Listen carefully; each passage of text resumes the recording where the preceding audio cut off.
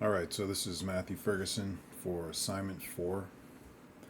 Figure I'll just take it from the top here. Um, First we did the Shopify database, and then I just added the sales details table here. Let's go ahead and check this. Oh, apologies. Let's see. It was a sales summary table that we did. There it is. So I just went ahead and added everything in here. That was what was included in my screenshot for Microsoft Word.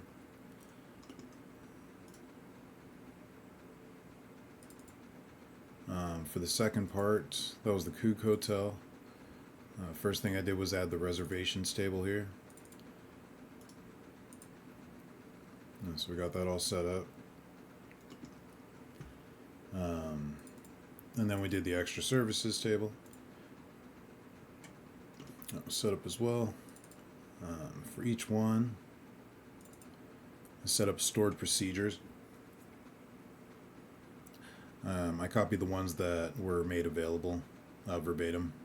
Oh, I forgot to mention that for the Shopify database. I did that as well. We did create the new sales summary. That was the one I had made here. That was just based off of what you had done. So basically you're just inserting into the sales summary.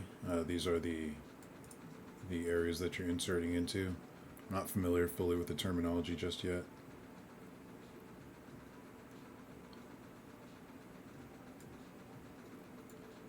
So you're selecting these items from the sales details table, making sales ID equal max sales ID, and that's from the sales details. So basically the latest one. The group by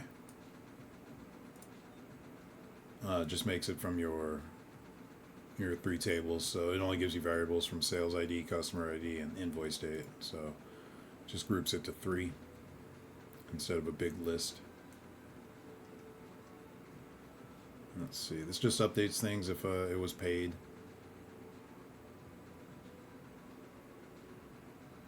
These are how you categorize when sales are happening within these hours, so you can see what time of day sales are going through. These are just values. It's a blip if it's between 4 and 10, minimal. Seems like 0 and 3 should be the blip, but that's how it was written.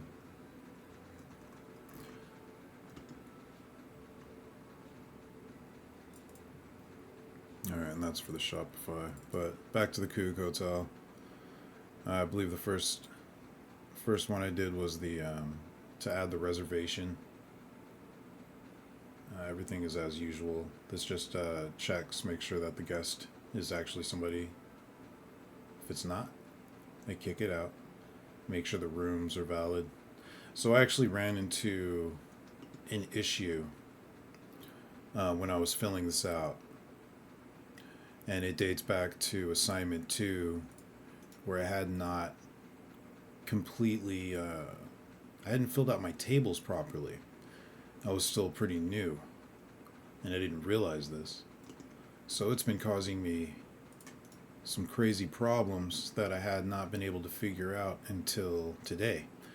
And I realized I had to go back, and I'm going to have to do this next week, but I'm going to have to fill out, basically fix this completely. The room type was never set up as the primary key. Or actually, no, this was supposed to be a foreign key in here.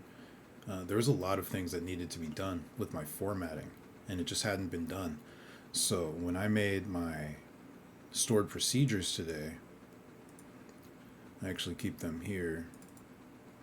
I made the 4 stored procedures: the reservation, add extra services, add check-in, add check-out.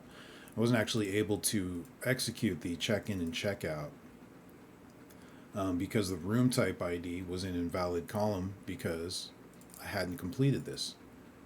So I have my work cut out for me a bit. I need to go back and get those set properly, which is going to update my foreign keys. Everything is going to be affected by this because I've built everything so far but I've never run into an issue because all the stored procedures I was using up to this point were just fine. They never called on the data that I'm using now to round this out. So what I think I'm going to do is just start from the drawing board. I have a lot of information. I'm a lot better now, and I just want to start it over so I have even better understanding of what's going on from the ground up. I want to get my columns correct.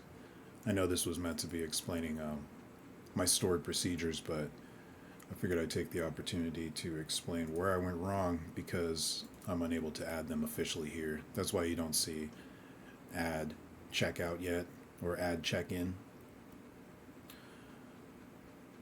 I'm still quite rusty at explaining what these things do. It's simplified when I go over it in my head, but on video I find that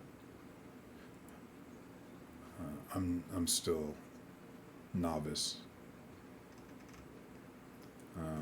Let's see. But I did all of the assignments, and now I'm going to go back and fix everything.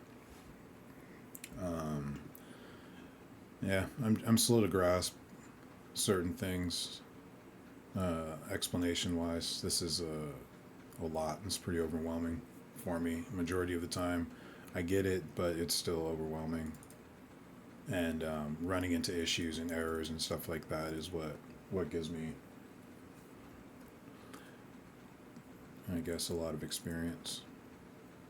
I kind of see what's going on. So maybe after I go back and start everything over, I'll have a much deeper understanding of how to explain things. But I will leave it there.